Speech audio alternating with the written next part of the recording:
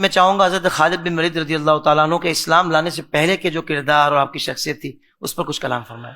جی ہاں، پہلے تو آپ نے ماشاءاللہ تمہیدی کلمات بہت اچھے کہے. ہمیں یاد رکھنا چاہیے، خواہ وہ خالد بن ولید ہوں، اکرمہ بن ابو جہل ہوں، عثمان بن طلحہ ہوں، جتنے بھی افراد ہوں، ہمیں جب وہ اسلام سے پہلے تھے ان کی زندگی کو دیکھا جائے گا، ایک عکس تو آئے گا یہ کیسے دشمن میں شدید تھے، متشدد تھے. امیر المؤمنین حضرت عمر فاروق اعظم تلوار لے کے گھوم رہے تھے، اور پھر وہ وقت بھی آیا کسی نے کہا کہ حضور نے پردہ فرما لیا ہے، وہ میری تلوار سے نہیں بچ سکے گا. پھر یہ وقت بھی آیا کہ اپنی جان سے بڑھ کر، اولاد سے بڑھ کر، پوری کائنات سے بڑھ کر، دنیا سے بڑھ کر، ہر چیز سے بڑھ کر انہوں نے اسلام سے پیار کیا، اسلام کے لیے لڑے ہیں. آپ دیکھیں تو صحیح، جہاد سے محبت کیا تھی خالد بن ولید رضی اللہ تعالیٰ عنہ کی. اصل میں کیا ہوتا ہے کہ میں نے دیکھا ہے کہ پوری زندگی کا تجربہ رہا ہے، انسان جب اپنی ماں کے پیٹ میں ہوتا ہے نا، جبھی سے اس کی اصلاح شروع ہو جاتی ہے. وہ جس خاندان میں پیدا ہوتا ہے، جس قبیلے میں پیدا ہوتا ہے، جس جگہ پہ پیدا ہوتا ہے، جس مکان پیدا ہوتا ہے، جس خاندان میں، تو وہ ماحول اس کے اندر پیدا ہوتا ہے اور اسی کی وہی چیز پیدا ہوتی ہے. اب قبیلہ بن مخزوم ہے، یہ بہت طاقتور قبیلے کا نام ہے. یعنی یہ وہ قبیلہ تھا، قبیلہ بن مخزوم ہو، چاہے ابو جہل کا قبیلہ ہو یا خالد بن ولید کا قبیلہ، یہ ڈائریکٹ بنو ہاشم سے ٹکرایا کرتے تھے.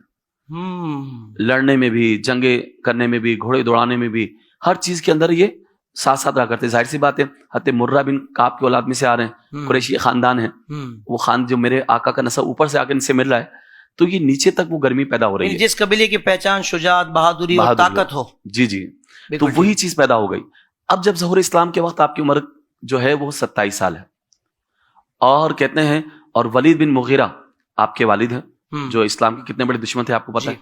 اچھا، ان کی پیسوں کی طاقت ایسی تھی کہ کعبہ اللہ شریف پہ جب غلاف چڑھانا ہوتا نا، تو سارے قریش کے سردار مل کر ایک سال وہ خانہ کعبہ پہ غلاف چڑھاتے، اور اگلے سال یہ تنہا پورے خانہ کعبہ کا غلاف چڑھاتے.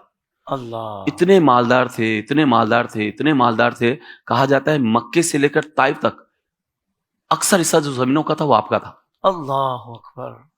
تو ولید بن مغیرہ کے بیٹے ہیں آپ، خالد بن ولید بن مغیرہ. تو اب اندازہ کیجئے کہ اب وہ جرت ہے، اب جب اسلام پھیل چکا ہے، ولید بن مغیرہ اسلام کا سب سے بڑا دشمن ثابت ہوا. ابو جہل آپ نے دیکھا ہوگا، ابو جہل کا نام آتا ہے، ابو سفیان کا نام آتا ہے، عتبہ شیبہ اوائل اسلام کے اندر، عتبہ شیبہ، ولید بن مغیرہ کا بھی نام آتا ہے.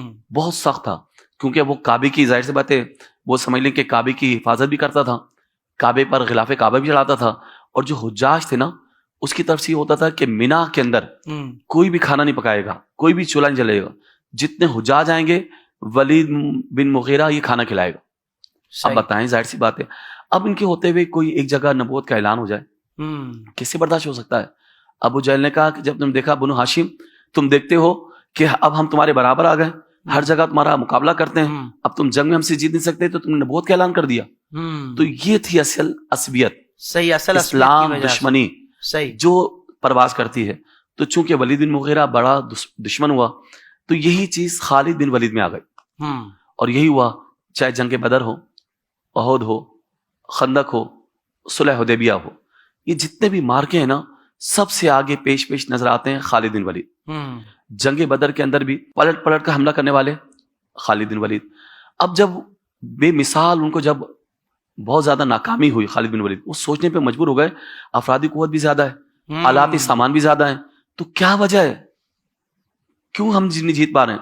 اب احد کا مارکا دیکھیں، اب مسلمان بظاہر پہلے شروع میں جیت گئے نا، مال غنیمت بھی ہاتھ میں آ گیا، اب خالد بن ولید چلے جاتے ہیں، ایسا لگتا ہے کہ لوٹ گئے، کیونکہ پیچھے پورا یوں چکر لگا کر واپس آتے ہیں، پورا چکر لگا کر واپس آ رہے ہیں اور پلٹ کے حملہ کر رہے ہیں. کچھ دیر کے لیے سوچئے، اگر خالد بن ولید اگر اس طرح پلٹ کے حملہ نہ کرتے تو شکست فاش ہو جاتی کافروں کو.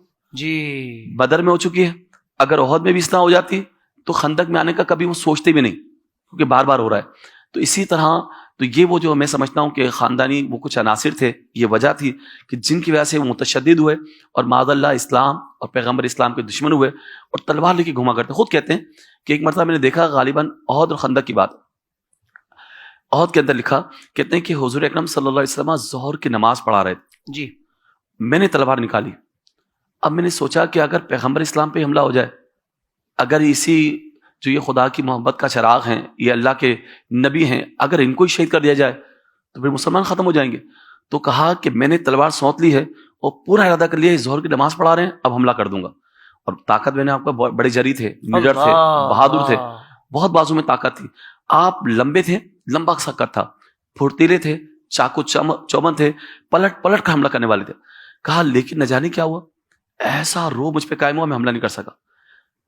مجھ پر ایسا تھا کوئی غیبی قوت نے مجھے دبا دیا. اللہ اکبر. پھر عصر کا وقت ہوا, میں نے سوچا کہ اب تو لازمی حملہ کروں گا اور معاذ اللہ سرکار دو عالم صلی اللہ علیہ وسلم کو شہید کر دوں گا. کہا لیکن عصر کے اندر میری کیفیت یہ ہو گئی. تو یہی وہ وجوہات ہوئی, کئی بار مارکی جو ہے آپ سامنے آتے رہے, مگر جو اسلام کی جو دشمنی تھی, جب پے در پہ معاملات ہوئے اور اسی کی وجہ سے آپ کے اندر تبدیلی آ رہی ہے, وہ آگے انشاءاللہ میں آپ کو بتاؤں. علامہ صاحب تو پھر وہی آپ کی بات سے متصل سوال میرا یہی ہے کہ کیا وجہ بنی آخر اسلام قبول کرنے کی, اور جب اسلام کے دامن میں آ گئے تو اس کے بعد آپ کے اندر کیا تبدیلی آئی, اس پر بھی دونوں باتوں پر ضرور کلام فرمائے. بہت خوبصورت بات کی آپ نے. دیکھیں حافظ صاحب, اصل بات تو یہ دیکھیں, آپ نے زندگی دیکھ لی, آپ کا نسب دیکھ لیا, آپ کی قوت دیکھ لی. اب آپ معاملہ کیا ہو رہا ہے کہ 8 ہجری یکم سفر کو سمجھ لیں, سفر کا مہینہ ہے, 8 ہجری ہے. اب 2 ہجری کو جنگ بدر ہوتی ہے, 3 ہجری کو جنگ احد ہوتی ہے, 5 کو یہ جنگ خندق ہوتی ہے, اور 6 ہجری کو صلح حدیبیہ ہوتی ہے. اب تک مسلمانوں سے کامیابی نہیں مل پا رہی ہے. طاقت بہت زیادہ ہے, قوت بہت زیادہ ہے, قبیلے بہت زیادہ ہیں, افرادی قوت ہے, سب کچھ ہونے کے باوجود بالآخرکار سوچ رہے ہیں کہ وجہ کیا بن رہی ہے. اللہ, پے در پہ حملے ہو رہے ہیں, اور خندق کے اندر بھی آپ کو پتا ہے کوئی آگے نہیں آ رہا ہے کہ آپ خندق کے اندر وہ دیکھ رہے ہیں کمزور جگہ کون سی ہے, گھوڑا کہاں سے دوڑایا جا سکتا ہے, اس پار کیسے جایا جا سکتا ہے. حالانکہ صحابہ جو ہے پہاڑیوں پر جو ہے متمکن ہیں. جیسے ہی قریب آ رہے ہیں خالد بن ولید یا اکرمہ بن ابو جہل یا صفوان یا ان کے ساتھی, تو وہاں سے صحابہ کرام تیروں کی بوچھاڑ کر رہے ہیں, تیروں کی بارش کر رہے ہیں. مگر پھر بھی آپ دیکھیں ایک جگہ دیکھیے کہ میرا گھوڑے کی رفتار ایسی ہے, آپ بہترین گھڑ سوار تھے, بہترین شہ سوار تھے, بہترین گھوڑا دوڑانے والے تھے. تو جہاں جہاں آپ نے اسپیس دیکھا یہ کمزور جگہ ہے. پہلا جو گھوڑا کودا ہے نا وہ خالد بن ولید کا ہی کودا ہے. اللہ اکبر. پہلا ان کا آپ اندازہ کریں وہی کودا, اور وہاں تیروں کی بارشیں ہوتی ہیں. تو اب یہ سوچ رہے ہیں کہ جب ہماری طاقت اتنی زیادہ ہے, قوت اتنی ہے, پیسہ اتنا ہے, سارے قبیلے ایک ساتھ مل گئے, پھر محمد عربی کے پاس کون سی طاقت, یعنی ظاہری طاقت ہے سب ایک طرف ہو بظاہر گئی, ایسی ہے, اور بظاہر وہاں پر ان تمام چیزوں کی کمی ہے, اشیاء خودنوشی کمی ہے, جنگی جو آلات ہوتے ہیں اس کی کمی ہے, پھر بھی یہ مضبوط ہے. اور عقل اب آپ کی تام ہے, چونکہ جنگی مہارت ہے. اب آپ جب تمام سے ہیں تو اب آپ کے جو ہے صغرا اور کبرا مل رہے ہیں, نتیجے پہ پہنچ رہے ہیں.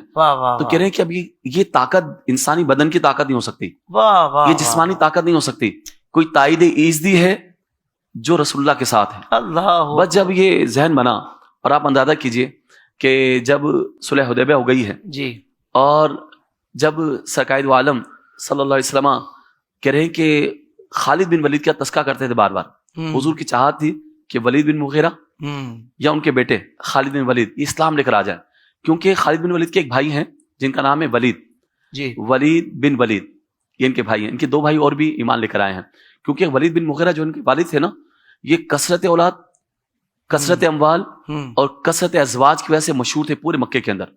اتنی بیویاں تھیں, اتنی اولاد, اتنا مال, اتنے باغات, اتنی زمینیں.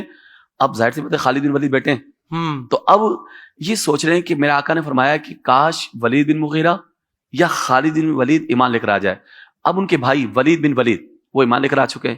میرے آقا نے ان سے تذکرہ کیا تو کہتے ہیں کہ میں جو ایمان لے کر آیا ہوں نا, خالد بن ولید خود کہتے ہیں, کہا وہ میرے والد صاحب کا خط ہے اور حضور کی چاہت ہے.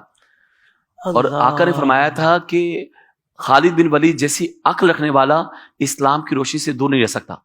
سبحان اللہ, حضور نے فرمایا واہ واہ واہ, کہ خالد اسلام کی روشنی کو عقل والا ہی تسلیم کر سکتا ہے. واہ واہ, کیا خوبصورت بات. فرمایا میرے آقا نے فرمایا کہ خالد بن ولید کی جو عقل ہے نا, یہ اسلام کی روشنی سے دور نہیں رہ سکتے. تو ولید بن ولید نے خط لکھا اپنے بھائی کو, اے میرے بھائی, میرے پیارے بھائی جان, تم کہاں چلے گئے؟ کیوں جب حضور تشریف لے گئے عمرۃ القضاء کے موقع پر, صلح حدیبیہ کے موقع پر واپس چلے گئے تھے جی, اگلے سال 7 ہجری کو سرکار واپس آئے ہیں. اب آپ کو غصہ ایسا تھا کہ محمد عربی آ گئے صلی اللہ علیہ وآلہ وسلم, اب میں مکے میں نہیں رکوں گا. آپ مکے سے فرار ہو گئے کہ اب میں دیکھ نہیں سکتا کہ رسول اللہ آئے کعبے کا طواف کریں, حالانکہ ہاشمی خاندان ہے, رسول اللہ ہیں, اتنا اونچا خاندان ہے, مگر غصے کا عالم یہ کہ آپ مکے سے فرار ہو گئے. اللہ, اب ولید بن ولید نے خط لکھا کہ بھائی تم کہاں رہ گئے, رسول اللہ آپ کا پوچھ رہے ہیں, آپ کے بارے میں معلومات کر رہے ہیں, اور کہا کہ جو ایسی عقل ہے یہ اسلام سے دور نہیں رہ سکتے. تو کہا اب میرا دل پورا نرم ہو چکا ہے اور میں مستقل جنگی میں خوابوں میں چلا گیا ہوں, میں پیچھے ہٹ چکا ہوں 8 سال پہلے کہ بدر میں کیا ہوا, احد میں کیا ہوا, خندق میں کیا ہوا, حدیبیہ کے مقام پہ کیا ہوا. کیونکہ حدیبیہ پہ جو اپنے ساتھیوں کے ساتھ آئے تھے نا, خالد بن ولید صلح کرنے کی نیت سے نہیں آئے تھے. وہ تو چاہ رہے تھے کہ قریش کے سردار حملہ کرنے کی اجازت دیں اور میں حملہ کر دوں, اللہ یہ 1500 کا لشکر تہس نہس کر دوں اور معاذ اللہ خاک میں ملا دوں. اس نیت سے آپ حدیبیہ میں آئے تھے. آپ صلح کی نیت سے نہیں آئے تھے, اپنے ساتھیوں کو تیار کر کے آئے تھے کہ کہاں یہ صلح حدیبیہ ختم ہو جائے, یہ پارا پارا ہو جائے, منتشر ہو جائے, ختم ہو جائے اور میں حملہ کر دوں. اب عالم یہ دیکھیے, لیکن جب سرکار نے فرمایا تو کہتے ہیں وہ واپس آئے اور اپنے قریبی جو ساتھی تھے, اکرمہ بن ابو جہل, صفوان, عثمان بن طلحہ, یہ آپ کے قریبی ساتھی تھے, آپ مشورہ بھی کرتے تھے. تو اکرمہ سے کہا کہ جب سرکار واپس چلے گئے امریکہ کے, کہ میرا دل چاہتا ہے میں ایمان لے آؤں اور محمد عربی کا غلام بن جاؤں. دیکھو کبھی ہم کوئی جنگ جیتیں, کسی مارکے میں آگے بڑھیں, کہ کیا ہو سکتا ہے. تو اکرمہ نے جملہ دیا کہ اگر پوری دنیا اسلام قبول بھی کر لے, محمد عربی کی غلام بن جائے, تب بھی میں اسلام قبول نہیں کروں گا. اور یہی بات صفوان نے کی. لیکن عثمان بن طلحہ سے کہتے ہوئے آپ ڈرے اور آپ نے سوچا کہ شاید عثمان بھی یہی جواب دے گا, وہ بھی لڑنے میں بڑے تیز ہیں, کیونکہ کنجیاں عثمان بن طلحہ کے پاس ہی تھی. اب میرے نبی صلی اللہ علیہ وسلم نے فرمایا کہ عثمان بن طلحہ کو بھی کہا فرمایا تھا کہ دیکھو آج کعبے کنجیاں تمہارے پاس ہیں, انقریب میرے پاس ہوں گی. اللہ. اب ان کو ذہن میں جملہ تھا, جب آپ نے کہا خالد بن ولید نے کہ مجھے ایسا لگتا ہے کہ پوری دنیا رسول اللہ کے قدموں میں آئے گی, تو میں نے تو سوچ لیا کہ میں اسلام لے کر آؤں گا. اب میں مدینے روانہ ہو رہا ہوں, اب اپنا اسلام لے کر آؤں گا. تو عثمان بن طلحہ کہتے ہیں کہ فوراً راضی ہو گئے.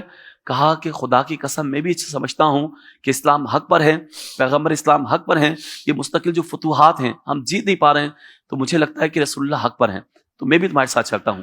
اب عثمان بن طلحہ آ رہے ہیں اور راستے کے اندر عثمان بن طلحہ بھی مل جاتے ہیں, سارے دوست مل گئے ہیں اور رسول اللہ کے دربار میں آئے ہیں. اور میرے آقا نے ان کو دیکھتے کہا, ولید بن ولید نے آپ کا استقبال کیا ہے, اور کہا جلدی چلو, رسول اللہ تمہارا استقبال کر رہے ہیں, رسول اللہ تمہارے منتظر ہیں, وہ تمہارے لیے کوشش کر رہے تھے, دعا بھی فرما رہے تھے. تو یہ ہے اسلام جو آپ لے کر آئے ہیں. اور خدا کی قسم وہ جرنیل بنے, قیامت تلک آپ کی بہادری کے قصے, آپ کی طاقت کے قصے, آپ کی جواں مردی کے قصے, آپ کی جرنیلی کے قصے انشاءاللہ قیامت تک باقی رہیں گے. سبحان اللہ, سبحان اللہ, سبحان اللہ. سوشل میڈیا پر اسلام کی صحیح تعلیمات جاننے کے لیے ابھی حافظ سائر قادری کا نیا YouTube channel Islamic digital studio subscribe کر لیں, اور ہاں نوٹیفیکیشن بیل آئیکن کو بھی پریس کر لیں تاکہ ہماری نئی ویڈیوز آپ تک بر وقت پہنچ سکے.